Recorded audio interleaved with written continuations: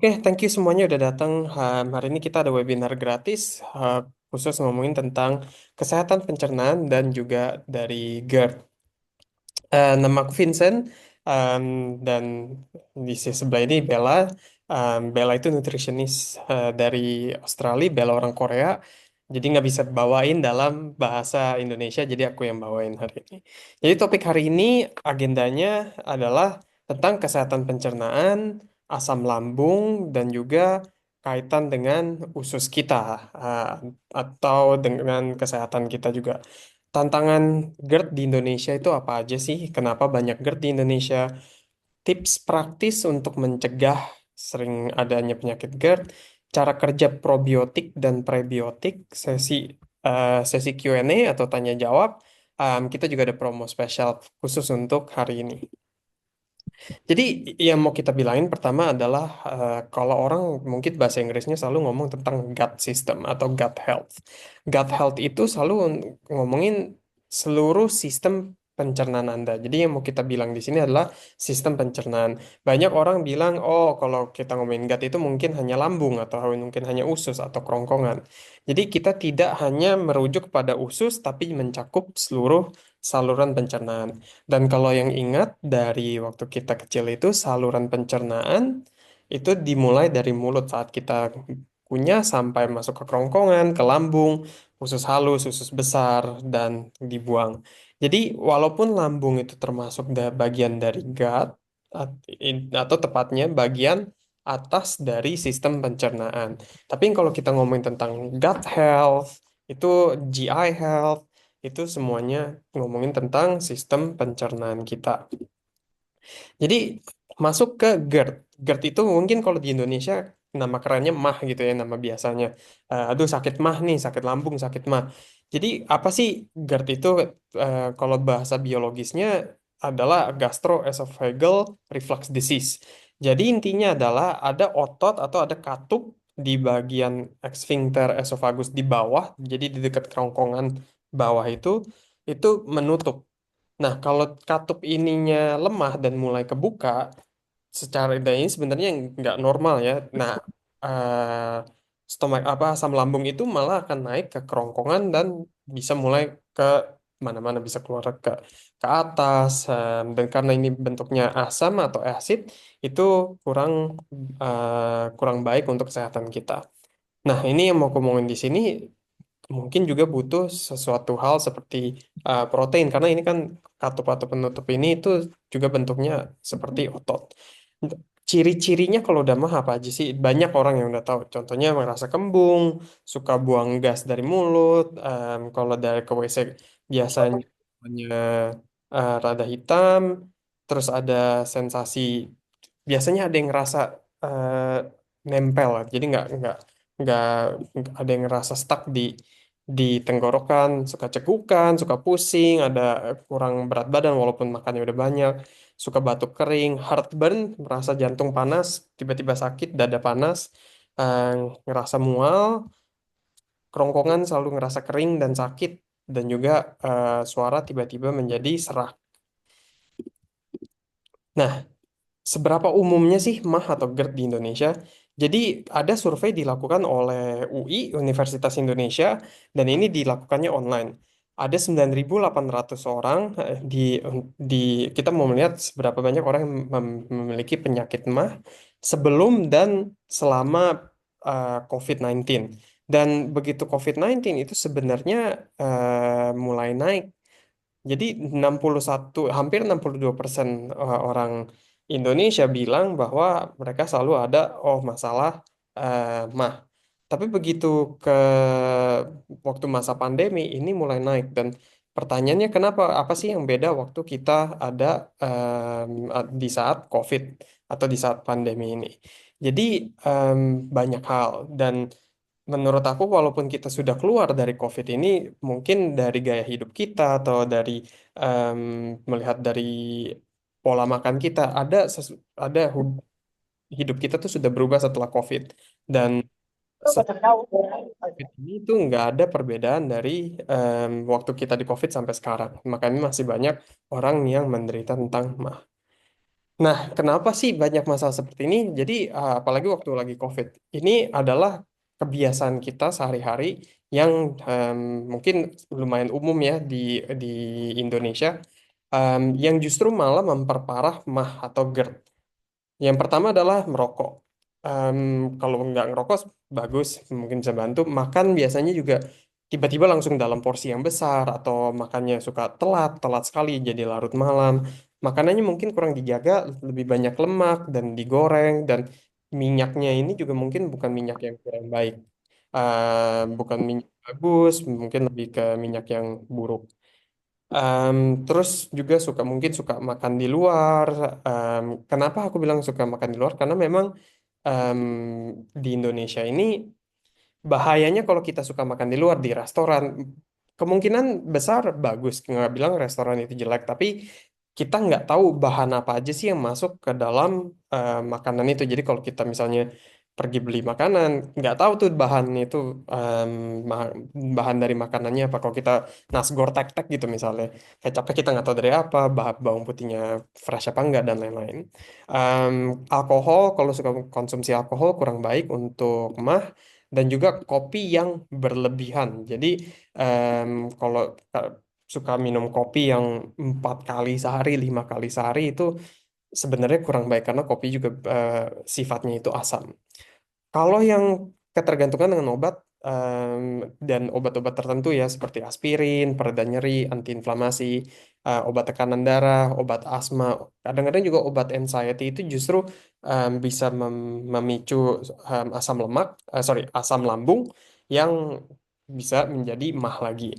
Stres tinggi. Nah, stres tinggi ini mungkin salah satu penyebab kenapa orang Indonesia yang menderita MA itu naik waktu COVID. Um, dan juga gaya hidup kita kan sangat-sangat tidak aktif atau kurang aktif waktu lagi COVID kan. Kita nggak bisa keluar, mungkin yang suka jogging di luar atau lagi car free day waktu COVID kan nggak ada. Nge-gym kita juga nggak bisa. Jadi um, mah kita justru mungkin akan naik. Nah, masalah lain-lainnya seperti di pencernaan, contohnya pergerakan usus atau motilitas usus yang lambat, bakteri ususnya tidak seimbang, bakteri baik dan bakteri buruk.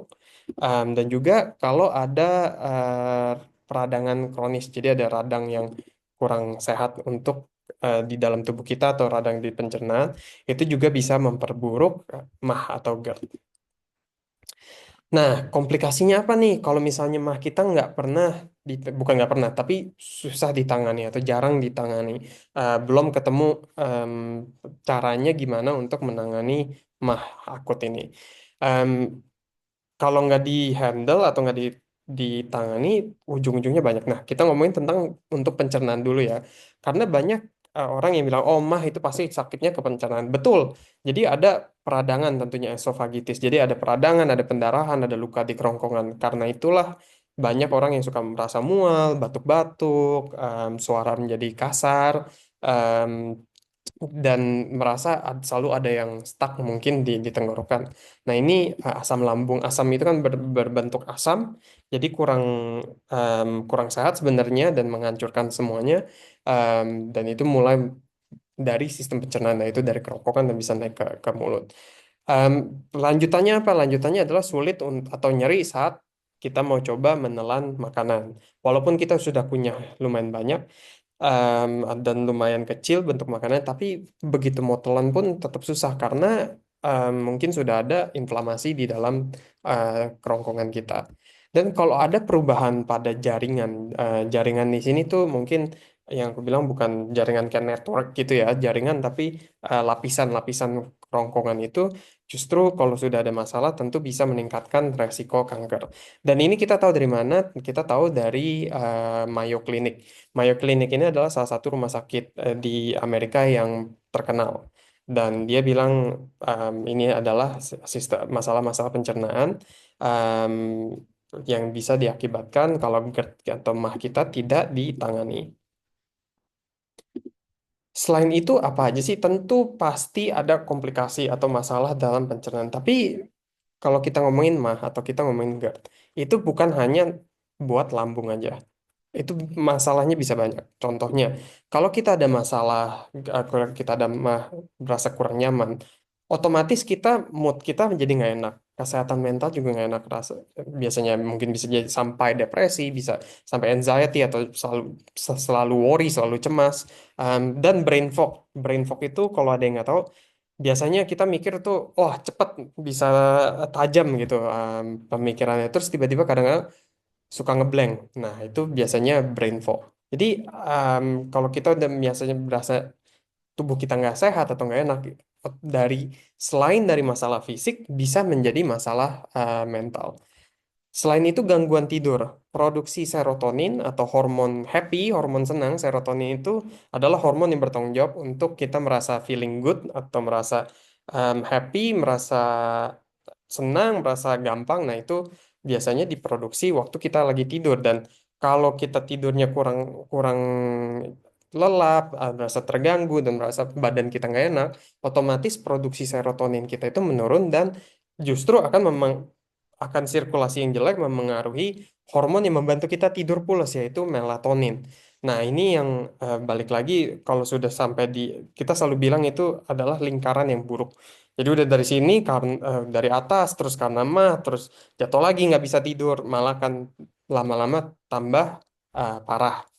Kekurangan nutrisi. Kenapa kita bilang kekurangan nutrisi di sini? Karena kalau kita udah mah pasti males makan kan, nelen aja sakit, kerongkongan rasanya selalu kering, rata-rata nanti jadi kita reflux atau mual yang kronis, merasa peradangan, dan justru usus kita ini em, nggak bisa menyerap nutrisi yang penting. Jadi walaupun kita makan udah banyak, makannya sehat, belum tentu bisa diserap oleh usus kita atau untuk pencernaan kita. Kalau sudah bermasalah seperti ini, otomatis sistem imun kita itu melemah. Apapun di dalam tubuh kita itu menjadi lemah. 70% sistem imun kita itu ada di sistem pencernaan kita. Pencernaan kita kalau udah rusak atau tidak seimbang, jadi gampang sakit. Kalau udah sakit, mau sembuh pun menjadi lambat. Ada inflamasi, ada radang apapun, gampang meningkat. Jadi, em, salah satu organ, em, ini riset yang mungkin udah ada beberapa tahun lalu, dan sudah ditemukan, ada penelitian dan sudah ditemukan hubungan antara otak kita, kesehatan otak kita dan kesehatan pencernaan kita itu kurang lebih ada 70-80% koneksi. Jadi kalau sistem pencernaan kita sudah rusak, otomatis em, gangguan ke otak pun juga tambah naik. Tambah lagi kalau udah ada 70% sistem imun kita, cara kita membela diri atau mempertahankan diri dari bakteri, dari virus, dan lain-lain, itu ada di pencernaan. Kalau pencernaan rusak, berbahaya. Peradangan kronis tentunya kalau sudah parah sekali, ada kemungkinan menjadi penyakit autoimun, bisa ke kulit, jadi kecantikan kan, di situ ada jerawat, ada masalah kulit eksim, bisa nyeri sendi, dan lain-lain. Ini yang kalau sudah berbahaya, dan tentunya penyakit-penyakit yang berbahaya yang kronis itu meningkat. Ada penyakit jantung, dari heartburn, ada diabetes, ada obesitas, mungkin juga penyakit syaraf, neurodegeneratif seperti Parkinson, Alzheimer. Ini juga ada riset terbaru atau penelitian terbaru yang menghubungkan penyakit neurodegeneratif ini dengan MAH. Jadi yang mau aku bilang di sini, kalau sudah MAH atau GERD, memang orang pasti akan bilang, oh ini masalah pencernaan, pasti ada masalahnya selalu di sistem pencernaan. Betul, tapi kalau kita nggak mulai menjaga sistem pencernaan ini, tidak mulai mencoba melawan GERD ini, ujung-ujungnya bukan hanya ke sistem pencernaan, bukan hanya lambung doang, bukan hanya asam lambung, tapi kemana-mana. Nah, ini yang mau kita bilang, panduan diet atau makan, pola makan, dan juga gaya hidup yang bagus untuk GERD. Dan ini kita ambil adaptasinya dari John Hopkins Medicine Hospital, di salah satu rumah sakit ternama di Amerika Serikat. Yang pertama adalah kita mau lihat, kenali dan tahu batas makanan kalau yang suka micu mah. Rata-rata orang Indonesia pasti kurang lebih udah tahu lah ya. Tapi aku mau kasih contoh di sini, makanan yang banyak lemak, lemaknya sangat-sangat tinggi, lemak buruk ya, bukan lemak baik, yang terlalu asin dan juga pedas. Contohnya gorengan, makanan instan, pizza, eh, cemilan yang mungkin olahan, eh, sambal, cabe, kita sebagai orang Indonesia mungkin susah sekali kalau kita nggak makan sambal. Daging berlemak tapi lemaknya lemak buruk mungkin bukan bukan lemak baik, dan juga makanan bertepung. Di Korea itu ada penelitian terbaru, mungkin nggak terbaru tapi ada penelitian dari Menteri Kesehatan di Korea. Ada 4 hal atau 4 makanan yang harus 100% dihindari kalau mau hidup sehat atau pola makan yang sehat. Dan ini datang dari Menteri Kesehatan di Korea Selatan. Yang pertama adalah hilangi makanan bergula, bertepung, makanan berlemak buruk yang tinggi, dan juga minyak yang nggak bagus. Jadi 4 ini sangat-sangat terkenal sekarang di Korea Selatan. Ada selain dari makanan yang aku bilang di atas ini, ada juga pemicu-pemicu umum lainnya yang mungkin umum tapi nggak terlalu banyak orang yang tahu. Contohnya, kalau suka saus yang saus tomat yang rada asam, itu lumayan berbahaya. Buah-buahan yang asam, jadi contohnya kayak jeruk bali, lemon, citrus, itu asamnya justru bisa mengungkit emah atau asam lambung. Coklat juga sebenarnya kurang bagus, atau peppermint yang sifatnya pedas kurang baik, dan minuman bersoda kalau yang suka Coca-Cola, soda dan lain-lain itu, kalau ada masalah mah tolong dihindari.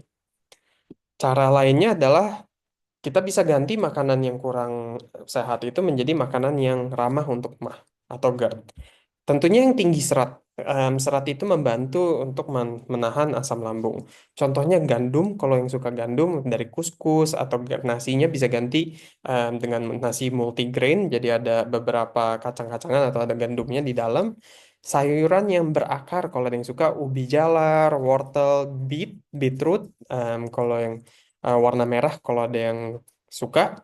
Sayuran-sayuran hijau seperti asparagus, brokoli, buncis, ini yang tinggi serat bisa membantu masalah mah. Makanan yang alkali, yang jadi yang sifatnya itu bisa menetralkan asam lambung. Contohnya seperti pisang, melon, kol, fennel. Mungkin fennel jarang ada di Indonesia. Kacang-kacangan juga bisa membantu di sini. Makanan berair em, bisa membantu mengencerkan dan melemahkan asam lambung. Contohnya seperti seledri, timun, selada, semangka, sup kaldu. Kalau yang bisa bikin kaldu, jadi kalau bisa kurang asin nih, kok garamnya dikurangin bener-bener dari tulang aja, atau dari kaldu yang dibikin sendiri, jangan yang instan. Teh herbal mungkin jahe, dan juga air lemon. Nah, air lemon ini aku ada tandain pakai bintang ya. Bisa dicobain tapi mungkin jangan banyak-banyak. Jadi kalau kalau bisa meres jeruk lemon, mungkin hanya setengah sendok teh. Cobain dulu. Kalau em, nggak terlalu bikin asam lambungnya naik, mungkin bisa dinaikin sedikit demi sedikit. Tapi em, coba hal yang lain dulu, dari sup kaldu, dari selada, dari seledri, timun, teh herbal, teh jahe, dan lain-lain. Yang terakhir yang mau aku bilang di sini juga memilih produk yang aman. Jadi em, banyak orang yang selalu, misalnya, kalau kita ngomongin tentang mah dan kesehatan pencernaan, selalu ngomongin probiotik. Jadi probiotik itu kan ada di mana-mana. Em, Yogurt contohnya, kimchi, kefir. Yang mau aku bilang ini, coba baca label produk dengan teliti. Coba hindari bahan-bahan yang instan, yang ada pengawet, ada gula, ada lemak yang tersembunyi. Apalagi yang kadar gulanya tinggi itu sebenarnya sangat-sangat berbahaya. Coba cari makanan yang lebih segar, yang utuh, yang whole food. Memang mungkin kalau harus masak sendiri, em, atau kita coba cari home food, atau bisa request mungkin ke catering. Nggak mau pakai gula, nggak mau pakai bahan instan. Dan juga coba ikuti petunjuk penggunaan probiotik atau prebiotik untuk mendukung kesehatan pencernaan. Kapan harus ke dokter? Kalau rasa panas kalau udah sering heartburn, udah 2 kali dalam atau lebih dalam seminggu, dan walaupun udah ganti em, pola makan, udah ganti diet, udah ganti gaya hidup, selalu keluar seperti ini, coba cek ke dokter. Aku mau bilang di sini ya, ada tips lagi. Kalau rata-rata, aku asumsi semua udah tahu Chat GPT itu apa di sini kan.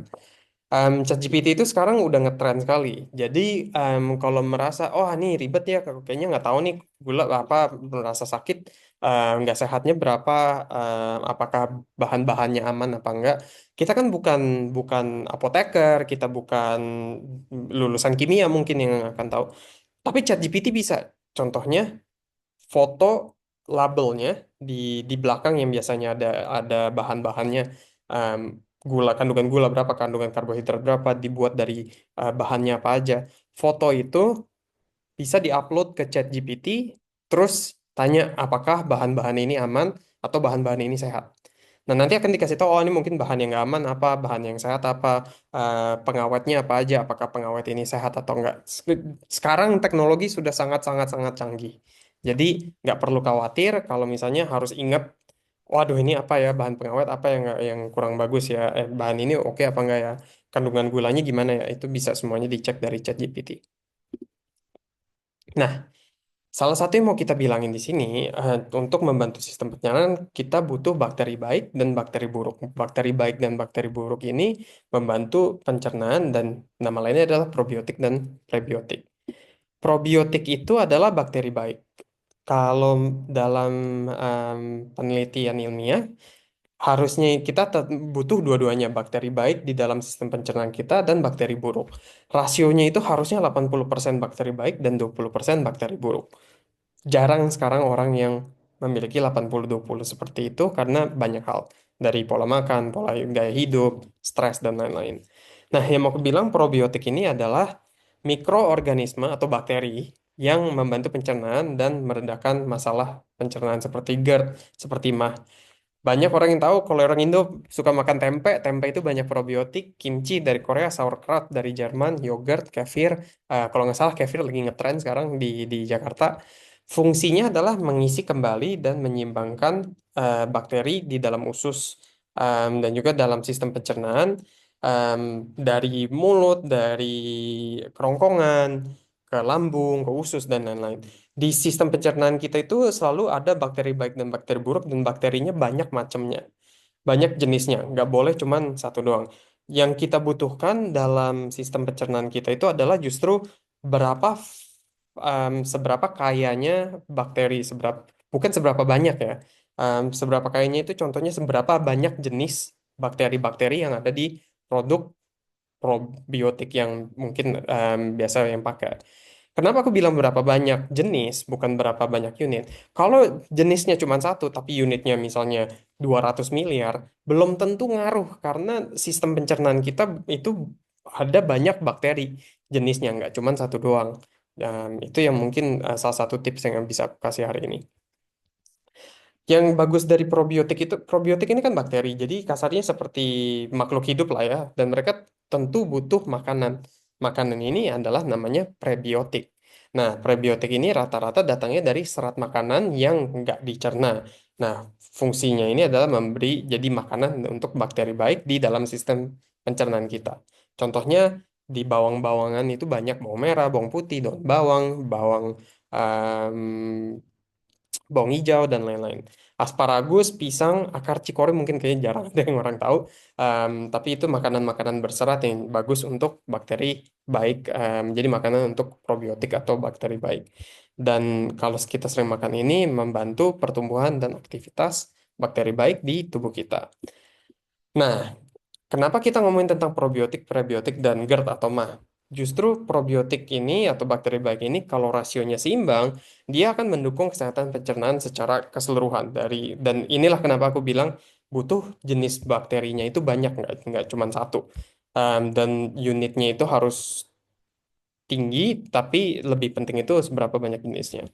Bakteri-bakteri pencernaan yang seimbang ini bisa membantu faktor mengelola faktor penyebab dari MAH atau GERD.